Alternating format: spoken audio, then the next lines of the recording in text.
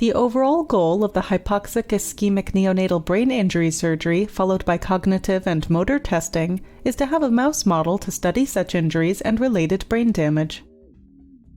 This method can help answer key questions about neonatal hypoxic-ischemic brain injury, such as how such injuries affect motor and cognitive functions. The main advantage of this technique is that it is well known and is commonly used.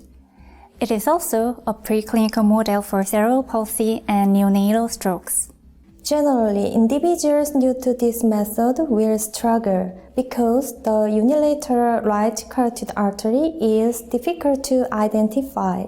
Demonstrating the procedure along with myself will be Yoon-Kyum Shin, a graduate student from our laboratory.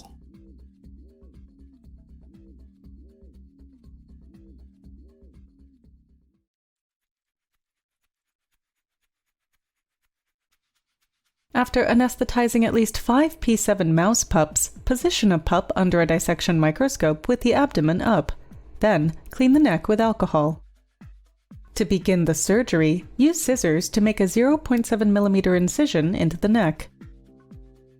Then, carefully remove the adipose tissue using forceps until the unilateral right carotid artery is exposed.